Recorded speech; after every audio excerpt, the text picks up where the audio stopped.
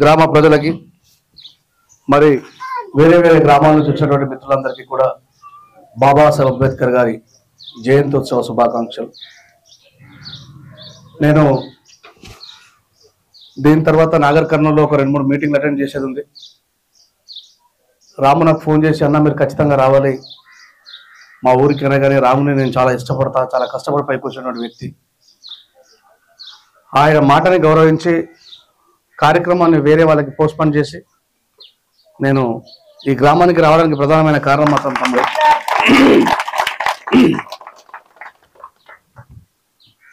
చాలా మంది మాట్లాడుతూ బాబాసాహెబ్ అంబేద్కర్ గారు భారత రాజ్యాంగ నిర్మాత, భారత రాజ్యాంగ నిర్మాత, భారత రాజ్యాంగ నిర్మాత అని అంటారు. బయట అంబేద్కర్ గారు ఏ నాయకుడు అంటారు? ఎవరి నాయకుడు అంటారు? దళిత నాయకుడు అని అంటారు. అయితే బాబాసాహెబ్ అంబేద్కర్ గారు ఒక మాట చాలా ప్రగాఢంగా నమ్ముతారు. ఏంటంటే, when a person educates selfly, when a person is educated selfly, is educate others అంటారు. అదే మాట బుద్ధుడు ఏమంటాడంటే, చరత విక్కవే చారికం బహుజన హితాయ బహుజన సుఖాయ లోకాను కంపాయ అత్తాను హితాయ ఆది కళ్యాణ మధ్య కళ్యాణ అంత కళ్యాణ అత్త దీపోభవ అంటాడు. పాలి భాషలో దాని అర్థం ఏంటి అంటే, అత్త దీపోభవ, తనను తాను జ్ఞాన జ్యోతిగా వెలిగించుకున్న వాడు చీకటిని పారదోలుతాడు తప్ప వాడే చీకట్లో ఉండి చీకటిని ఎట్లా పారదోలుతాడు అని అంటాడు. అందుకే మనం ఎడ్యుకేట్ కావాలా. ఎడ్యుకేట్ కావాలంటే ఏం జరగాలా?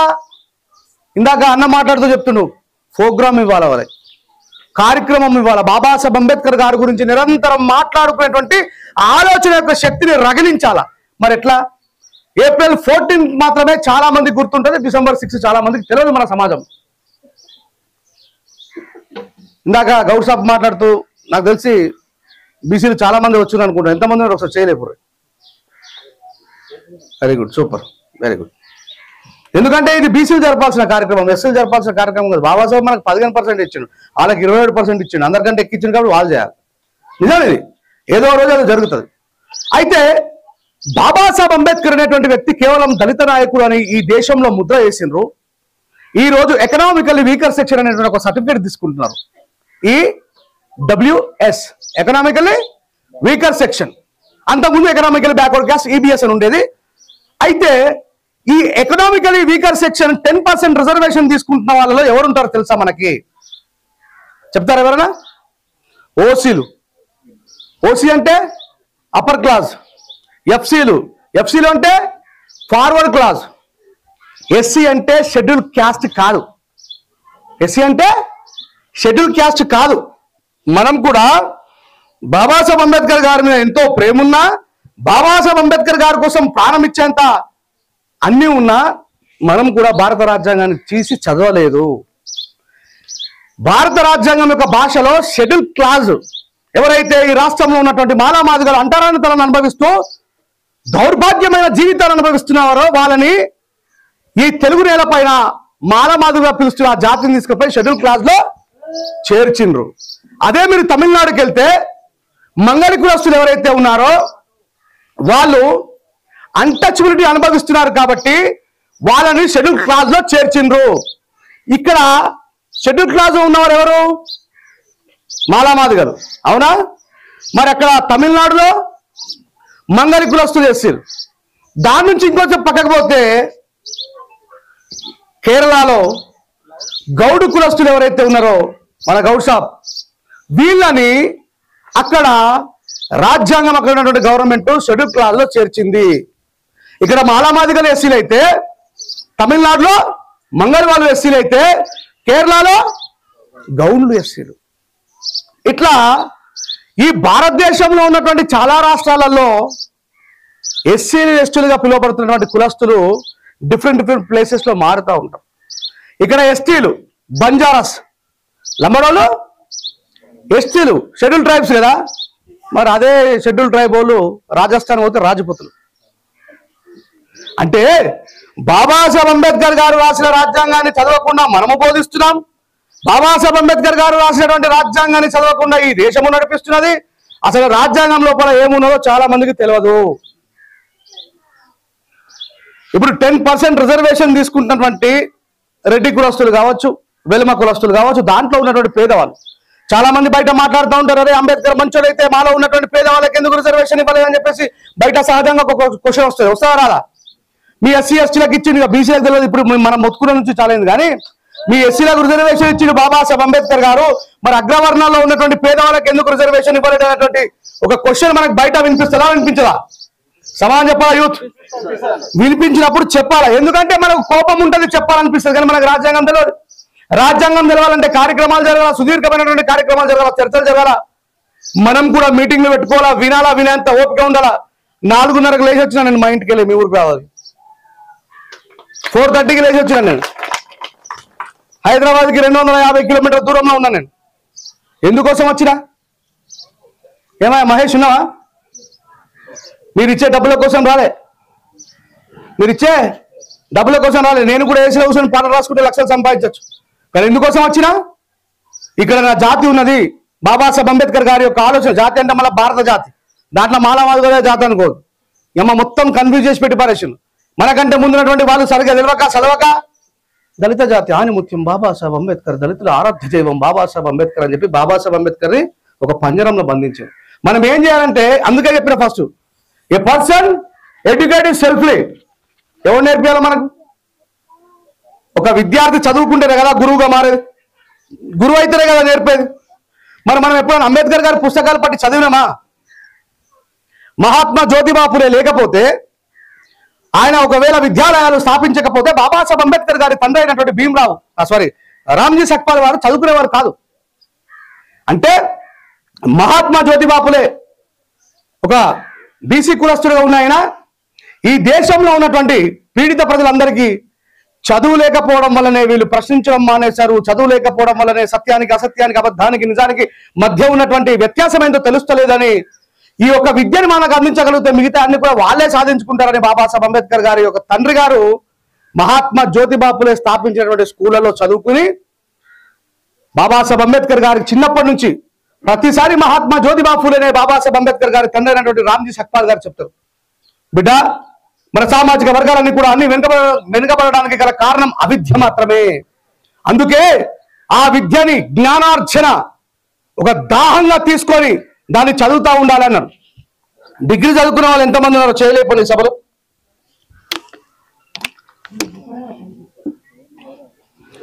మొత్తం మీద ఒక 5-6-7-8 మంది ఉన్నారు.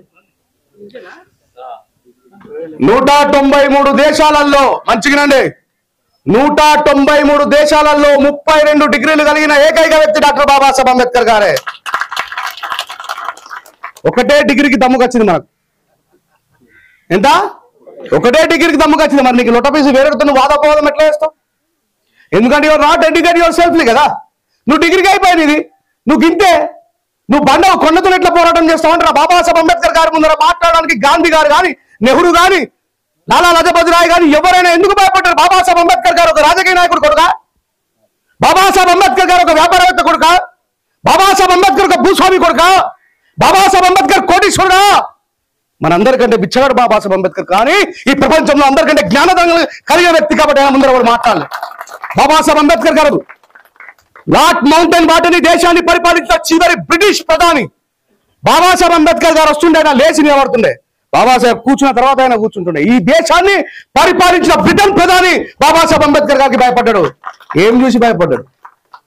మన లెక్క ఒక్క డిగ్రీ కదా, 32 డిగ్రీలు ఉన్నాయి కాబట్టి, 3 PhDలు ఉన్నాయి కాబట్టి బాబాసాహెబ్ అంబేద్కర్ గారు. అంబేద్కర్ గారు అనగానే బాబాసాహెబ్ అంబేద్కర్ గారు ఈ దేశంలో ప్రాజెక్టులు కట్టమని రాసిందని తెలుసా మనకు? ఈ రోజు మనకు కనబడుతున్న డ్యాములు ప్రాజెక్టులు ఉన్నాయి కదా, అది బాబాసాహెబ్ అంబేద్కర్ గారే కట్టమన్నారని తెలుసా మనకు?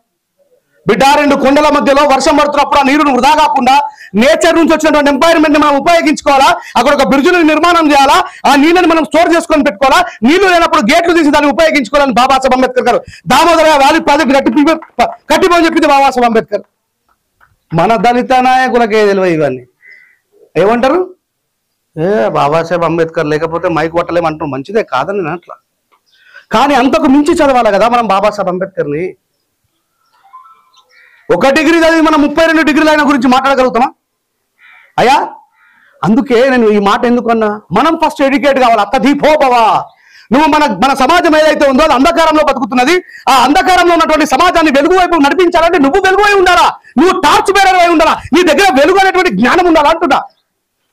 చాలా మంది మాట్లాడుతూ ఉంటారు, అన్న మమ్మల్ని సర్పంచ్ కానివ్వలేరు, నన్ను ఎమ్మెల్యేని కానివ్వలేరు. బాబాసాహెబ్ అంబేద్కర్ గారు కూడా ఇంతకుముందు తను చెప్పాడు, రాజ్యాంగ ముసాయిదా కమిటీ పరిషత్కి ఎన్నికల్లో ఓడగొట్టారు బాబాసాహెబ్ అంబేద్కర్ వెంటవాడు. అయినా బాబాసాహెబ్ అంబేద్కర్ డ్రాప్ అయినా.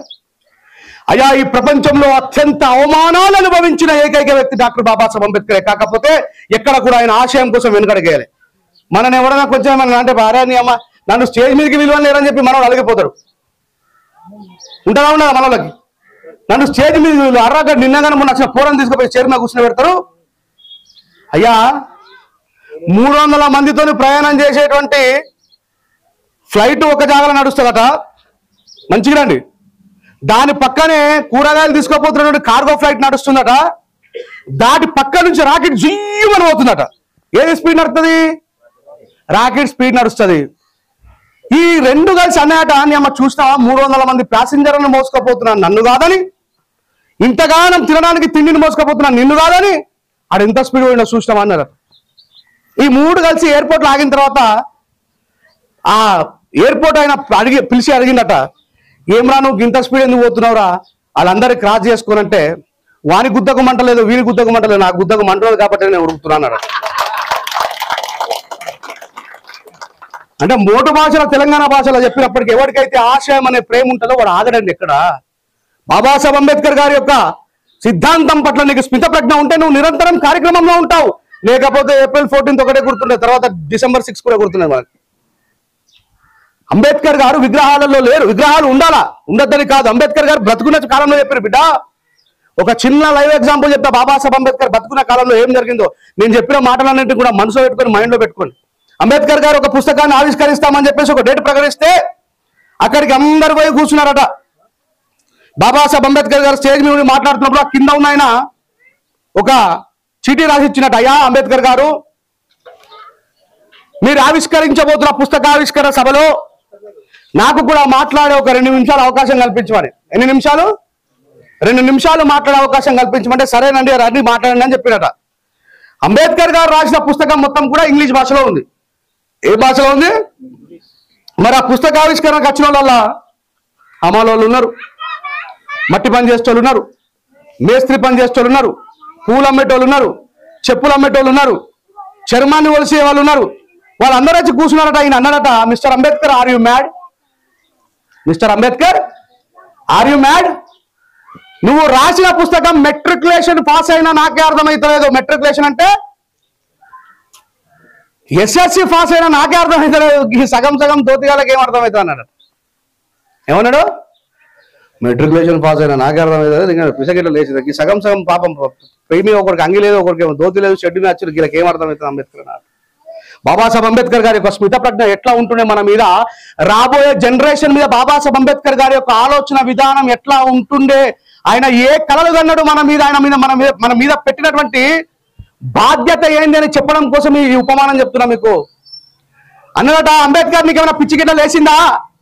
మెట్రికులేషన్ పాస్ అయినా నాకే అర్థమవుతలేదు, నువ్వు రాసిన ఇంగ్లీష్ భాషకి చదువురానికి ఏమర్థమవుతా అన్నదట.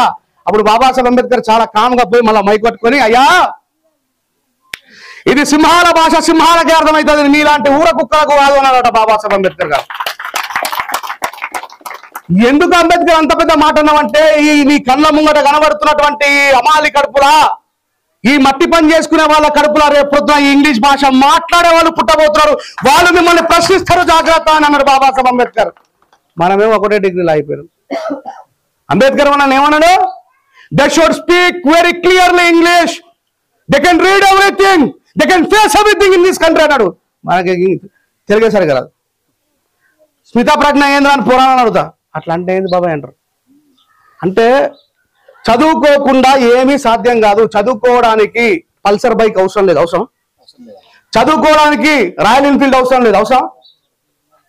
కన్నుంటే చాలు, రిసీవ్ చేసుకునే బ్రెయిన్ ఉంటే చాలు. కాన్శీరామ్ సార్ని ఒక సందర్భంలో ఒక విలేకరు అడిగిందట, మిస్టర్ కాన్శీరామ్, మీలాంటి వ్యక్తులని నువ్వు తయారు చేయగలుగుతావా అన్నాడట. నా మాట వినండి. ఆమె ఏం మాట్లాడుతుందో ఆమెకి ఏం అర్థం కాదు. కానీ కాంశీరామ్ నీలాంటి వ్యక్తుని నువ్వు తయారు చేయగలుగుతావా అని అన్నాడట. అప్పుడు కాంశీరామ్ సార్ ఏమన్నాడట తెలుసా? నాకు 2 కళ్ళు ఉన్నాయి, వాళ్ళకు 2 కళ్ళే ఉన్నాయి. నాకు శరీరం ఉంది, వాళ్ళకి శరీరం ఉంది. నా లోపల ఎంత బ్రెయిన్ అవుతుందో వాళ్ళ లోపల కూడా అంతే బ్రెయిన్ ఉంది. కాకపోతే నేను ఉపయోగిస్తున్నా, వాళ్ళు ఉపయోగిస్తలేరు. తేడా గంతే అన్నాడట.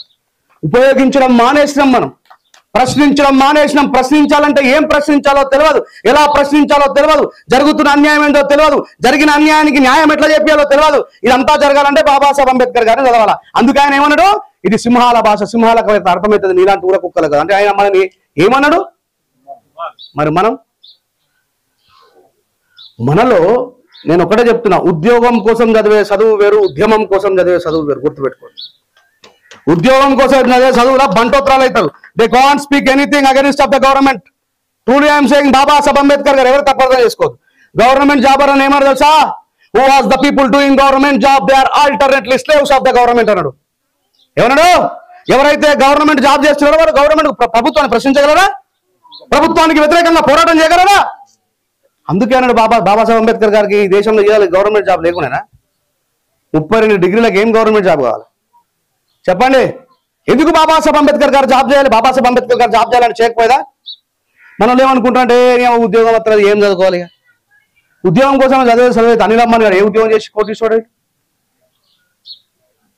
మనలో ఉన్నటువంటి ఆలోచన మారాల. 45 సంవత్సరాల వరకు స్టూడెంట్ బాబాసాహెబ్ అంబేద్కర్ గారు 45 ఇయర్స్ వరకు చదివిండు. 45 years student Babasaheb Ambedkar application మీద రాస్తే ఐఎమ్ స్టూడెంట్ అని రాసేది. 45 సంవత్సరాల్లో కూడా ఇంటర్కే డ్రాప్అవుట్, 10th డ్రాప్అవుట్, బాగా చదివినట్టు ఫీలింగ్ ఒకటి. 10th డ్రాప్అవుట్ నీ అమ్మ. ఇక మాలాబాద్ బానిసగా అయిపోతారు లోటపి చిత్రాలు. మనం బాబాసాహెబ్ అంబేద్కర్ గారి మనవళ్ళం, బాబాసాహెబ్ అంబేద్కర్ గారి బిడ్డలం. కానీ బాబాసాహెబ్ అంబేద్కర్ లెక్క లేము. ఇలాంటి పూరి గురించి కూడా దిక్కులేదు బాబాసాహెబ్ అంబేద్కర్. రోజు 3 పూటలు దమ్మర మంచి ఎద్దు కూడా మలుపు తింటాం, అట్టి తునకలు తింటున్నాం. కానీ బాబాసాహెబ్ అంబేద్కర్ ఒక్కటే ఒక బ్రెడ్ తిని బతికిండు. చదవడంలో ఎక్కడ బాబాసాహెబ్ అంబేద్కర్ ఇంకా రాలే. మనం బాబాసాహెబ్ అంబేద్కర్ గారి కంటే బాగా కోటీశ్వరం. ఆ విషయం మీకు తెలుస్తలేదు. ప్రొద్దున్న లేవగానే ఇడ్లీ వడ తింటున్నామా తింటలేమా? దోశ తింటున్నామా తింటలేమా? కావాల్సినప్పుడు పోయి సలాడ్ బీర్ కొడుతున్నామా కొడతలేమా? కావాలంటే పోయి బిర్యానీ తింటున్నామా తింటలేమా? ఆ అవకాశమే లేదు బాబాసాహెబ్ అంబేద్కర్ గారికి. షియాజీ రాజా గాయక్వాడ్ అనేటువంటి ఒక సాహు మహారాజు వాళ్ళ తండ్రి, ఆయన బరోడా సంస్థానంలో ఎవరైనా డిగ్రీలో మంచి మార్కులతో పాస్ అయితే వాళ్ళకు విదేశాలు వెళ్ళేటువంటి అవకాశాన్ని నేను రాజ్యం ద్వారా కల్పిస్తా అంటే అక్కడ పాస్ అయిన బాబాసాహెబ్ అంబేద్కర్ గారిని షియాజీ రాజా గాయక్వాడ్ గారు కొలంబియా విశ్వవిద్యాలయానికి ఆయన స్కాలర్షిప్ ఇచ్చి పంపించిండు. స్కాలర్షిప్ ఇస్తే బాబాసాహెబ్ అంబేద్కర్ ఏం చేసిండు? మార్నింగ్ బ్రేక్ఫాస్ట్ హాస్టల్ వాళ్ళు పెడతారు, మధ్యాహ్నం వీలే భోజనం కొనుక్కోవాలా, నైట్కి వీలే భోజనం కొనుక్కోవాలా. ఈయనేం చేసిండు గుర్తా? వాళ్ళు ఇచ్చినటువంటి ఉచితమైనటువంటి రోజు బ్రెడ్ని జేబులో పెట్టుకొని దాన్నే 3 పూటలు తిని మధ్యాహ్నం కోసం ప్రొవైడ్ చేసినటువంటి పైసల్ని, భోజనం కోసం లంచ్ కోసం ప్రొవైడ్ చేసిన పైసల్ని, డిన్నర్ కోసం ప్రొవైడ్ చేసిన పైసల్ని బాబాసాహెబ్ అంబేద్కర్ గారు పుస్తకాలు కొనుక్కున్నారు. అందుకే ఇలా ప్రపంచం అందరి ముంగట ఒక గొప్ప వ్యక్తిగా నిలబడ్డాడు. మనము స్టఫ్కే 65 ఫ్రై వేయించుకుంటాం, ఆమ్లెట్లు వేయించుకుంటాం, బాయిల్డ్ ఎగ్గులు తింటాం. ఇప్పుడు చెప్పాలా, మనం పేదోళ్ళమా బాబాసాహెబ్ పేదోడా? చెప్పురా, దండం పెడతా గట్టిగా. మరి అంత పేదరికంలో ఉన్న బాబాసాహెబ్ అంబేద్కర్ చదువుకుంటే మనకేమైంది అంటున్నా. అంబేద్కర్ అంటే ఫోటోలు ఇంట్లో పెట్టుకున్నాడు. అంబేద్కర్ గారు అంటే బండి మీద ఫోటో వేయించుకుని జై భీమ్ అని రాసుకున్నాడు కాదు. You want to reflect. Ambedkar చూస్తే ఏర్పడాలి, వీడు అంబేద్కర్ ఇస్తున్నట్టున్నాడు రా, వీడిని చూస్తే ఏర్పడుతున్నాను. అట్లా తయారు కావాలా. జూనియర్ ఎన్టీఆర్, సీనియర్ ఎన్టీఆర్ గారి పేరు కాపాడుతురా కాపాడతలేరా? వాళ్ళ కుటుంబంలో ఆయన ఎన్ని కష్టాలు పడ్డా సరే నిలబడ్డా లేదా? ఇలా కుటుంబం అంతా ఒకవైపు అయినా ఆయన ఒక్కడే అకుంటే దీక్షతో నిలబడ్డా లేదా? మరి సీనియర్ ఎన్టీఆర్ వాళ్ళ మనమడే అట్లయితే మరి ప్రపంచ మేధావి బాబాసాహెబ్ అంబేద్కర్ గారి మనమల్లం మనము, మనకేమైంది? బీరు బిర్యానీలకు ఎందుకు బానిసలం అవుతున్నాం అంటే గుర్తుపెట్టుకోండి, ఎవరి లోపలైతే శీలం ఉండాలంటే జ్ఞానం కావాలి. జ్ఞానం లేకపోతే గాడిదని తీసుకుపోయి గుర్రాల మధ్యలో ఇడిసేవాడు దొరుకుతుందా? ఇప్పుడు మనం గాడిదలమైనం, ఒకనాడు గుర్రాలమే. అందుకే అన్నాడు బాబాసాహెబ్ అంబేద్కర్, ఇది సింహాల భాష, సింహాలకు అర్థమవుతుంది, మీలాంటి ఊరకొక్కలకు కాదు. ఇంకో ఎగ్జాంపుల్ చెప్తా, గుర్తుపెట్టుకోండి. సిగ్గురాలుగా మనకి పండుకునేటప్పుడు, తినేటప్పుడు, తాగేటప్పుడు. అంబేద్కర్ ఈ దేశంలో మొట్టమొదటి న్యాయశాఖ మంత్రి పదవికి రాజీనామా చేసినావు. ఇక నీ కాలం దగ్గర పడ్డది, నీ ఆరోగ్యం సహకరిస్తలేదు, డయాబెటీస్ ఎక్కువైపోయింది, ఇక నువ్వు చనిపోతావని చెప్పి పైన ఉన్న నాయకులందరూ ఎదురు చూస్తున్నారు. దీని మీద నీ ఒపీనియన్ ఏందని చెప్పి అడుగుతారు. ఎవరిని? బాబాసాహెబ్ అంబేద్కర్ని. బాబాసాహెబ్ అంబేద్కర్ ఏమన్నాడో తెలుసా? అరే సైలెన్స్ అన్నా, ఆ పిచ్చి గాడిద వరకు అర్థమైతలేదు. నేను బతుకుంటే ఒకటే అంబేద్కర్ని, నేను బతుకుంటే ఒకటే అంబేద్కర్ని, నేను చచ్చిపోతే కోట్లాది మంది అంబేద్కర్ పుట్టి ప్రశ్నిస్తారు, గుర్తుపెట్టుకోండి అన్నాడు. అంబేద్కర్ తోని ఆగిపోయేది కాదు ఈ పోరాటం, అంబేద్కర్ తోని మొదలయ్యింది కాదు ఈ పోరాటం, అంబేద్కర్ తో అసలే ఆగిపోదు ఈ పోరాటం. రాబోయే తరాల్లో మీరు మాకు విద్యను దూరం చేసిండు. అంబేద్కర్ రాసి భారత రాజ్యాంగానికంటే ముందున్నటువంటి రాజ్యాంగంలో ఏమని రాసుకుంటారో తెలుసా? అధ్యానం అధ్యాపకం బ్రాహ్మణ నామ కల్పయాత్. అధ్యానం అధ్యాపకం బ్రాహ్మణ నామ కల్పయాత్. అధ్యానం అంటే చదువు నేర్చుకోవడం, అధ్యాపకం అంటే చదువు నేర్పడం. నేను ఈ మాట మాట్లాడితే రేంజర్ రాయేష్ హిందూ వ్యతిరేక, అరే నేను బాపరావులు తిడితే హిందువులు తిట్టడం ఎందుకు అయితే పోయినా అర్థం కాదు. బాపరావులే హిందూ మేము కాదా? కాదా మనం? వాడు ఏమంటాడంటే అరే నిజంగా మొన్నదాకా చదవాలనుకున్నది పంతులక లేదా? నిజం చెప్పు లేదా? పంతులే చదువు చెప్తున్నానా లేదా? ఇప్పుడు ఒక ఈడ సభలో ఉన్నటువంటి గౌడ్ షాప్తో సహా మనం అందరము మన తాతలకు చదవద్దా? చేతులు ఎప్పుడు వాళ్ళ తాతకైనా చదవద్దా? రాదు అంటే వాళ్ళు రాజ్యాంగం తర్వాత పుట్టిన వాళ్ళకే చదవచ్చింది. మనకు రాజ్యాంగానికంటే ముందు చదువు ఎవరి చేతులు ఉండాలన్నాడు? పంతుల చేతుల్లో ఉండాలన్నాడు. ఇది బాబాసాహెబ్ అంబేద్కర్ ఇచ్చిన ఫ్రీడమ్. ఉచిత నిర్బంధ విద్య అన్నాడు. దొరకబట్టి తీసుకుపోయి స్కూల్లో వాడేమన్నాడు? ఎవరైనా గవర్నమెంట్ టీచర్ ఉంటే తెలుస్తుంది వాళ్ళకి. ఉచిత నిర్బంధ విద్య అన్నాడు. దొరకబట్టి నిర్బంధించి విద్య నేర్పిరన్నాడు బాబాసాహెబ్ అంబేద్కర్. చూడు ఆరేమంటారా? అధ్యానం అధ్యాపకం బ్రాహ్మణ నామ కల్పయాత్. బాపరోళ్ళు తప్ప వేరుడు చదువుకుంటే తన్నుండ్రి, బాపరోళ్ళు తప్ప వేరుడు చదువు నేర్చుకుంటే నాలుకలు కోసేరని. ఇది నిజమయ్యా. అందుకే మన తాతలకు చదువు రాదు, అందుకే మన అవ్వలకు చదువు రాదు. కానీ బాబాసాహెబ్ అంబేద్కర్ రాజ్యాంగం ఏం చెప్తుంది? ఈ దొరకబట్టి తీసుకుపోయి తలపెట్టి చదువు నేర్పిరు అన్నది. అందుకే మనం చదువుకునే జ్ఞానవంతమైన గుర్తుపెట్టుకో. ఈ ఒపీనియన్తో బాబాసాహెబ్ అంబేద్కర్ నా తాత ముత్తాతలకు నా తండ్రులకు విద్యని దూరం చేశారు కాబట్టి వాళ్ళు ప్రశ్నించలేకపోయినరు, వాళ్ళు తిరుగుబాటు చేయలేకపోయినరు. కానీ ఆ విద్యని నా ప్రజలకు నేను ఇచ్చిన రేపు పొద్దున ఒక అంబేద్కర్ కాదు కోట్లాది మంది అంబేద్కర్ అవుతారని ఎందుకు బాబాసాహెబ్ అంబేద్కర్ కలగన్నారంటే అక్కడ లేని దాన్ని బాబాసాహెబ్ అంబేద్కర్ ఇక్కడ ఇచ్చింది కాబట్టి ఆయన మన మీద ఆశ పెట్టుకుని పోతే మనం డ్రాప్ అవుట్. సో నేను చెప్పదలసింది ఏంటి అంటే అంబేద్కర్ గారిని చదివితేనే ఈ సమాజంలో ప్రతి రుగ్మతికి ప్రతి సమస్యకి పరిష్కారం బాబాసాహెబ్ అంబేద్కర్ మాత్రమే. అయ్యా ఒక 20 సంవత్సరాల క్రితం అంబేద్కర్ గురించి ఎవరైనా మాట్లాడేదా? రాజకీయ నాయకులు కానీ రాజకీయ పార్టీలు కానీ మాట్లాడేవా? మరి ఎందుకు ఇవాళ ప్రతి పార్టీ అంబేద్కర్ గురించి మాట్లాడుతున్నది? రాజకీయం అంతా అంబేద్కర్ గారి చుట్టూ ఎందుకు తిరుగుతున్నది? ఎందుకంటే అంబేద్కర్ గారు చెప్పిన మాటల్ని సమాజంలోకి వక్తల రూపంలో పోరాటం చేసే వాళ్ళ రూపంలో తీసుకుపోయింది కాబట్టి, అంబేద్కర్ గారి గురించి సామాన్యులకు తెలిసింది కాబట్టి, అంబేద్కర్ గారి గురించి అడగడం ప్రారంభించారు కాబట్టి, మా ఓట్లు మేము వేసుకుంటామని అంటున్నారు కాబట్టి ఎక్కడ మా చేతుల్లో నుంచి పోతారని 20 సంవత్సరాల తర్వాత ఎంత పెద్ద విప్లవం రాకపోతే ఇలా తెలుగు నేలపైన బాబాసాహెబ్ అంబేద్కర్ గారి అన్ని కోట్లు ఖర్చు పెట్టి విగ్రహాలు పెట్టారు అనుకున్నారు. కేవలం ఈ సామాజిక వర్గాలు దగ్గర చేసుకొని మచ్చిగా చేసుకోవడం తప్ప అంబేద్కర్ మీద ప్రేమతో పెట్టిన విగ్రహాలు కావవి. అంటే ఎట్లా సాధ్యమైంది? అది ఆ సమాజం ఎడ్యుకేట్ కాకపోతే అది సాధ్యమయ్యేది కాదు. అవునా? ఎప్పుడైతే నువ్వు జ్ఞానవంతులు అవుతావు, ఇందాక బ్రదర్ చెప్పాడు చూడండి, 10 రూపాయలకు అమ్ముడు నీ ఓటు 10 లక్షల వరకు పోయింది అంటే అది ఎంత కారణం? ఎడ్యుకేట్ అయినాం కాబట్టే, అంబేద్కర్ గారి గురించి మాట్లాడడం స్టార్ట్ చేసినాం కాబట్టే. తెలంగాణ రావడానికి కారణం ఏమంటాడు కేసీఆర్ గారు? మొన్న బాబాసాహెబ్ అంబేద్కర్ గారు భారత రాజ్యాంగంలో చిన్న రాష్ట్రాల అభివృద్ధి కోసం తోడ్పడాలనే ఆర్టికల్ రాసింది. నేను చాలా సందర్భాల్లో చెప్పిన అంబేద్కర్ కేవలం ఎస్సీల కోసమే రాసున్నా బాగుండేది అనిపించింది ఒక్కోసారి. కానీ బాబాసాహెబ్ అంబేద్కర్ గారు ఒకవేళ ఎస్సీల కోసమే ఆలోచించుంటే మంచిగా చెప్తే గుర్తుపెట్టుకోరు, పాకిస్తాన్ లాగా ఒక దళిత స్థానం ఏర్పాటు చేస్తుండే బాబాసాహెబ్ అంబేద్కర్. కేవలం మాలమాదిగులు అందరూ దాంట్లో బతికేటోళ్ళు. ఏసీది జరిగేది. కానీ బాబాసాహెబ్ అంబేద్కర్ గారు ఈ దేశం నాది, ఈ దేశంలో నేను కంపల్సరీ ఉండాలని పోరాటం చేసింది కాబట్టి బాబాసాహెబ్ అంబేద్కర్ గారు భారతీయతని కాపాడిన మిత్రులారా. ఎవడో మాట్లాడుతారు కోన్ కిస్కా గుట్టంగా అంబేద్కర్ రాజ్యాంగం రాయలేదు, అంబేద్కర్ ఈ దేశం కోసం ఏం చేయలేదు. నీ అమ్మ ఇంత పెద్ద మనిషికి ప్రధానమైనటువంటి ఎంకే ఏదండి? వెన్నుముక. ఆ వెన్నుముకనే కదా భారత రాజ్యాంగం. నోటపేసి నువ్వేది నిలబెట్టది? ఆడంటారు బాబాసాహెబ్ అంబేద్కర్ గారు భారత రాజ్యాంగం రాయలేదు, నెహ్రూ కంటే గొప్పడు అడిగినాడు. అయ్యా బాబాసాహెబ్ అంబేద్కర్ గారు బ్రతుకున్న కాలంలో అపోజిట్ నాయకులు ఎవరైనా అంబేద్కర్ ఇష్టపడ్డారా? వాళ్ళంతా వ్యతిరేకించిన వాళ్ళే కదా. మరి నిజంగా అంబేద్కర్ రాయకపోతే అప్పటి నుంచి అంటారు కదా 70 సంవత్సరాలు అంబేద్కర్ రాజ్యాంగం రాయలేదు, అంబేద్కర్ రాజ్యాంగం రాయలేదు, అంబేద్కర్ రాజ్యాంగం రాయలేదు అనకపోవా? మరి వాడేవాడన్నా కూడా వీడంటుండంటే అర్థం చేసుకోరు మీరే. అంటే అలాంటి వాడికి సమాధానం చెప్పడానికి కూడా మన దగ్గర జ్ఞానం ఉండాలి. నిజమే బాబాసాహెబ్ అంబేద్కర్ రాసిందా రాయలేడంటే మరి కాన్స్టిట్యూషన్ అసెంబ్లీ డిబేట్ లో ఏం జరిగిందో చెప్పగలగా. మరి మనం కాన్స్టిట్యూషన్ చదవలేం, కాన్స్టిట్యూషన్ అసెంబ్లీ డిబేట్ ఇప్పుడు చదువుతాం. మళ్ళీ చెప్తున్నా, చదవడం ప్రారంభించండి. అంబేద్కర్ గారి పుస్తకాలు చదివితే ఈ దేశంలో అంబేద్కర్ గారు ఒక మాట చెప్తారు, we are not beggars of this country, we are shareholders of this country అన్నాడు. ఒకసారి అనండి నాతో పాటు, we are not beggars of this country, we are not beggars of this country, we are shareholders of this country. ఏమంటారో తెలుసా, మనం ఈ దేశంలో అడుక్కునే వాళ్ళం కాము, ఈ దేశంలో వాటాదారులము అన్నాడు బాబాసాహెబ్ అంబేద్కర్ గారు. ఎస్సీ ఎస్టీ బీసీలకు, స్త్రీలకు, అగ్రకులాల్లో ఉన్నటువంటి పేదవాళ్లకు కూడా బాబాసాహెబ్ అంబేద్కర్ గారు రిజర్వేషన్ రాసి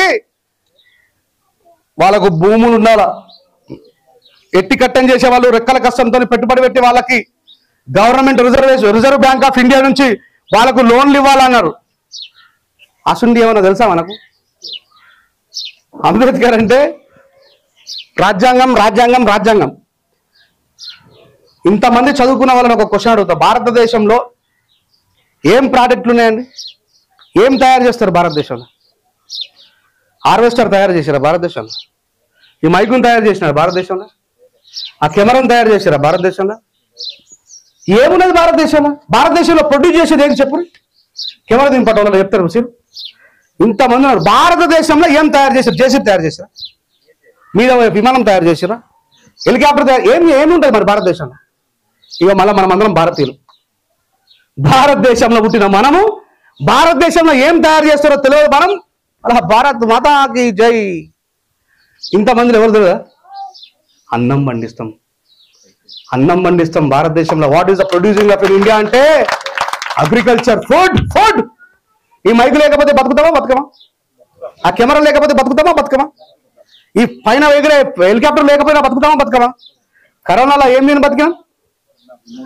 ఆ రైతులకి బాబాసాహెబ్ అంబేద్కర్ గారు చేసిన కృషి ఏందో తెలిస్తే, ఆ రైతులకి బాబాసాహెబ్ అంబేద్కర్ గారు భారత రాజ్యాంగంలో ఏం రాసిందో తెలిస్తే ఊహించారా? అంబేద్కర్ గారు రాజ్యాంగం కోసం ఏమైనా రాసిందని అనుకున్నారా ఎప్పుడైనా?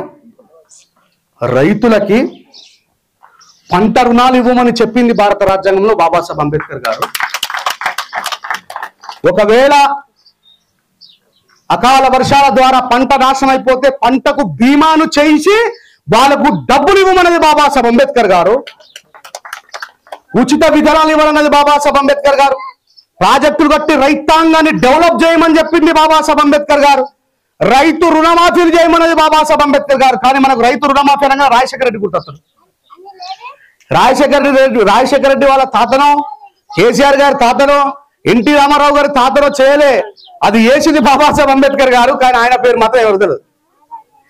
ఇది నిజం. నేను మాట్లాడింది ఒక్కటి కూడా తప్పనుకుంటే గూగుల్లో సెర్చ్ చేయండి. The fundamental of Indian constitution. The Indian constitution ఏం చెప్తున్నది భారత రాజ్యాంగంలో రైతుల కోసం అనేది వెతకండి మీరే. ఇలా ఫోన్ అయితే వచ్చింది కదా, గూగుల్లో అయితే సెర్చ్ చేయొచ్చు కదా. రంజన్ రాయేష్ మాట్లాడినంత నిజమని నమ్మకండి. నేను మళ్ళీ చెప్తున్నా, నేను మాట్లాడుతున్న ఏ ఒక్క మాట కూడా నా సొంతం కాదు. నేను మాట్లాడుతున్న మాట మహాత్మా జ్యోతిబాపులేది, బాబాసాహెబ్ అంబేద్కర్ది, తథాగత గౌతమ బుద్ధుడిది, నాది కాదు. గడ్డం రాజన్న కొడుకుని నేను మా బాపు రాసింది కాదు. ఇది నిజం. బాబాసాహెబ్ అంబేద్కర్ కళ్ళు గీత కార్మికులు ఉంటారా? వాళ్ళు తాడిషెట్ మీద గెలవడి చచ్చిపోతే కూడా ప్రమాద బీమా ఇవ్వాలని చెప్పింది. ఎందుకు తెలుసా? ఈ బీసీలందరూ కూడా రెక్కల కష్టాన్ని పెట్టుబడిగా పెట్టి పనిచేస్తారు కాబట్టి. వాళ్ళ పెట్టుబడి ఏంది? ఓ కుమ్మరైన కుండ చేయాలనుకున్నాను, పెట్టుబడి ఏంది? మట్టి తీసుకెళ్తారు, చేతులతోనే తీసుకుచెప్తారుగా. ఓ కంసాలైన గంటలు చేయాలంటే పెట్టుబడి ఏంది? సుత్తబట్టి కొట్టాల చేతులే. అందుకే కదలన్నాను, రిక్షా దొక్కే రైమన్నా, రాళ్ళు కొట్టే రామన్నా, డ్రైవరు మల్లన్నా, మాది కొమిరన్నా, నీకున్న ఆస్తంతా రెండు రెక్కలేరన్నా. ఈ రెక్కల కష్టంతో బతుకుతారు కాబట్టి బాబాసాహెబ్ అంబేద్కర్ ఫస్ట్ బీసీల కోసం ఆర్టికల్ 340 రాసి రిజర్వ్ బ్యాంక్ ఆఫ్ ఇండియాకి చెప్తాడు Babasaheb Ambedkar as per Indian constitution లో నోట్లు తయారు చేసి చపాంచు, వాళ్ళ ఉత్పత్తి పెంచడం కోసం వాళ్ళకు లోన్ అని బ్యాంకులకు ఒక బీసీ అయినా మాట్లాడితే లోన్ ఇస్తారు. బ్యాంక్ అయినా ఏమంటారు, ఫస్ట్ కొలెస్ట్రాల్ షూరిటీ కావాలి, 25% మార్జిన్ మనీ కావాలంట అంటారా. ఒక మంచి ముచ్చట చెప్తే గుర్తుపెట్టుకోండి. నేను ఒక కార్ని కొంటున్నది 10 లక్షల రూపాయలు. ఎన్ని లక్షలు? 10 లక్షల రూపాయలు. 45% సబ్సిడీ ఇస్తుంది కేంద్ర ప్రభుత్వం. ఎంత ఎంత ముట్టినట్టు? 10 లక్షలే 4,50,000 ముట్టినట్టేనా కాదా? ఇంకెంత బకాయి? 5,50,000 ఉందా? ఈ బండి చివరి వరకు ఓల పేరు మీద ఉంటుంది, బ్యాంక్ అయినా పేరు మీద ఉంటుందా ఉండదా? మరి ఇంకా కొలెస్ట్రాల్ షూట్ ఎందుకు రాదు? బండి నీ పేరు మీద పెట్టుకున్నావు, లాస్ట్ ఈఎంఐ కట్టి ఎన్ఓసి ఇచ్చేదాకా నీ బండి. అవునా కాదా? ఇది ధర్మమా కాదా? 45% ఎవరు ఇస్తున్నారు? అంబేద్కర్ గారు చెప్పారు కాబట్టి రిజర్వ్ బ్యాంక్ ఆఫ్ ఇండియా ఇస్తున్నది. ఇది ఎస్సీలకే కాదు, బీసీలకు కూడా, స్త్రీలకు కూడా.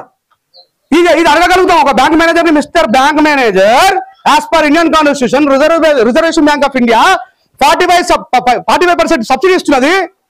మరి బండి మొత్తం మీ పేరు మీద ఉన్నది, నేను నెలకు మార్జిన్ నేను గట్టనే కడతా, మరి నేను భయం ఎందుకు అని చెప్పి అడగగలుగుతామా? అసలు ఇట్లా ఉన్నదనే సంగతి మనకు తెలుసా?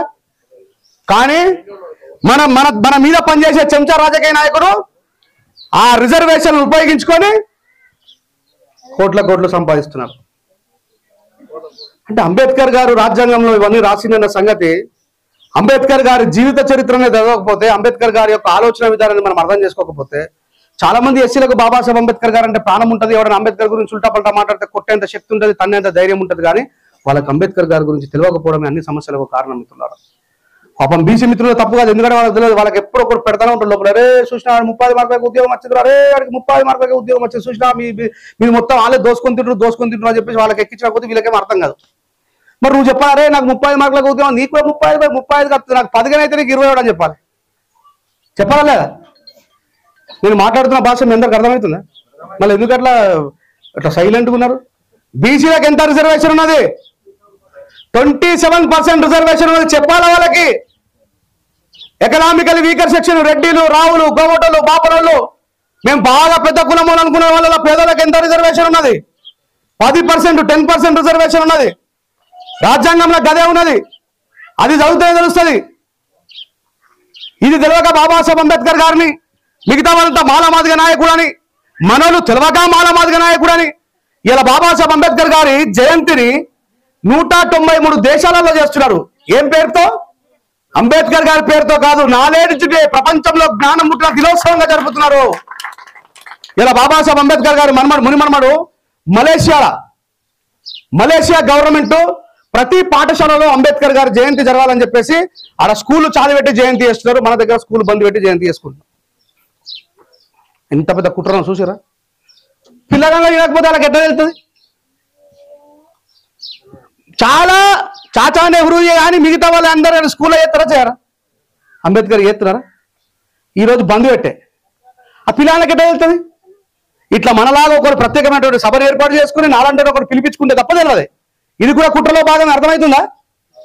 బాబాసాహెబ్ అంబేద్కర్ గారి జయంతిని స్కూల్లోనే జరిపితే, అరే ఏప్రిల్ 14 అంబేద్కర్ జయంతిరా, అంబేద్కర్ బాబాసాహెబ్ అంబేద్కర్ ఈ ప్రపంచంలో అందరికంటే గొప్ప విద్యార్థిరా, బాబాసాహెబ్ అంబేద్కర్ గారు గొప్ప నాయకుడురా, బాబాసాహెబ్ అంబేద్కర్ గారు గొప్ప తత్వవేత్తరా, బాబాసాహెబ్ అంబేద్కర్ గారు ఎకనామిస్టురా, బాబాసాహెబ్ అంబేద్కర్ గారు గొప్ప ఉపాధ్యాయుడురా, బాబాసాహెబ్ అంబేద్కర్ గారు ప్రజ్ఞావంతుడురా, బాబాసాహెబ్ అంబేద్కర్ గారికి 32 డిగ్రీలు ఉంటుండేరా, బాబాసాహెబ్ అంబేద్కర్ గారు ఏకకాలంలో 4 డిగ్రీలు చేసిండ్రా అని పిల్లగాళ్ళకి చిన్నప్పటి నుంచి అమ్మో ఈ పోరగాళ్ళకి ఎక్కువ ప్రశ్నిస్తారని చెప్పి ఏప్రిల్ 14 బంద్, మీరు అందరు ఇంటికి జావు. దానికి ఎవరు చెప్పాలి? ఇదంతా కుట్రలో భాగమే మిత్రులారా. బాబాసాహెబ్ అంబేద్కర్ గారిని వీలైనంత ఎక్కువగా దాచిపెట్టడం కోసం ప్రయత్నం చేసింది ప్రభుత్వం. అందుకే మాలంటాడు గొంతు చించుకొని అరిసి ఎందుకు చెప్తారు అనుకున్నారు? ఎవరైనా ఉన్నారా బాబాసాహెబ్ అంబేద్కర్ గారి గురించి చెప్పాడు? మనం అనుకుంటాం మనలో చాలా మంది లొట్టపీస్ మేము చదువుకునే నా లొట్టపీస్ కూడా వెళ్ళాలి. 73 మంది PhD స్కాలర్ ఉస్మానియా యూనివర్సిటీ ఒక క్వశ్చన్ అడిగాను నేను. How many peoples knows doctor Babasaheb Ambedkar original name? Raise your hand అని అడిగిన. మీలో ఎంతమంది 73 మంది PhD స్కాలర్స్ ఉన్నారు కదా, మీలో ఎంతమందికి బాబాసాహెబ్ అంబేద్కర్ నిజమైన పేరు ఎందుకు చెప్పారు అంటే, అంబేద్కర్ నిజమైన పేరు ఏంద్రా? అంబేద్కర్ ఆరా గట్ట అడుగుతున్నారు అన్నారు. వాళ్ళు PhD స్కాలర్లు, వాళ్ళు SC ST BC PhD స్కాలర్లు, వాళ్ళకి అంబేద్కర్ పేరే తెలియదు. అంబేద్కర్ పేరు మీద వేలాది లక్షలాది రూపాయల ఫెలోషిప్ తింటారు, అంబేద్కర్ పేరు మీద పుక్కం బువ్వ తింటారు, అంబేద్కర్ పేరు మీద అకమిషన్ అనుభవిస్తారు. కానీ అంబేద్కర్ పేరు భీమరావు అని తెలియదు. వాడు ఈ జాతి కోసం ఏం చేస్తారు చెప్పు? అలాంటి చదువుకున్నారు అవసరమా? చెప్పాలి. అందుకే చెప్పిన ఫస్ట్ ఉద్యోగం కోసం చదివేటోడు వేరు, ఉద్యమం కోసం చదివేటోడు వేరు అన్న. కాంశీరామ్ సార్ ఉద్యమం కోసం చదివింది కాబట్టి ఏ మాలామాదిగా జాతీయ అట్టడుగు వర్గాల్లో ఉన్నదో వాళ్ళు చచ్చిపోయిన కళాపరాలు గుంజుకపోవాలన్నారు. చాలా కూడా చెప్పిన నా కొరక మోర్ నుంచి మేము ఈ దేశాన్ని పరిపాలిస్తామని మాయావతిని సీఎం చేసుకోబెట్టాడు. ఆ కాంశీరామ్ సార్ బాబాసాహెబ్ అంబేద్కర్ గారి కంటే ముందు ఆయన కూడా ఉద్యోగం కోసం చదువుకున్న సైంటిస్ట్ అయ్యింది తెలుసా మీకు? కాంశీరామ్ గారు ఉద్యోగం కోసం చదివారు, ఉద్యమం కోసం చదవలే. ఉద్యోగం కోసం చదివే సైంటిస్ట్ అయిండు. ఎప్పుడైతే ఉద్యమం కోసం చదవడం ప్రారంభించిండో బాబాసాహెబ్ అంబేద్కర్ గారి తర్వాత ఈ దేశంలో గొప్ప బాబాసాహెబ్ అంబేద్కర్ వారసుడే. అట్లా మీరందరూ కూడా బాబాసాహెబ్ అంబేద్కర్ గారి ఆలోచన విధానం వైపు నడవాలని, మీరందరూ కూడా బాబాసాహెబ్ అంబేద్కర్ గారి గురించి చదవడం ప్రారంభించాలని, మీరందరూ కూడా ఈ సమాజంలో బాబాసాహెబ్ అంబేద్కర్ కేవలం మానవాళి నాయకుడు కాదు, భారతదేశ సబ్బండ వర్గాల నాయకుడు బాబాసాహెబ్ అంబేద్కర్ గారిని చెప్పేటువంటి దిశగా మీరందరూ కొనసాగాలని మనస్ఫూర్తిగా కోరుకుంటూ మరి మరొకసారి గ్రామ ప్రజలందరికీ కూడా హృదయపూర్వకమైనటువంటి జై భీమ్ తెలియజేస్తూ నన్ను ఇంత దూరం పిలిపించిన తమ్ముడు రాము కూడా ప్రత్యేకమైనటువంటి జై భీమ్ తెలియజేస్తున్నా. Thank you very much. జై భీమ్, జై భారత్.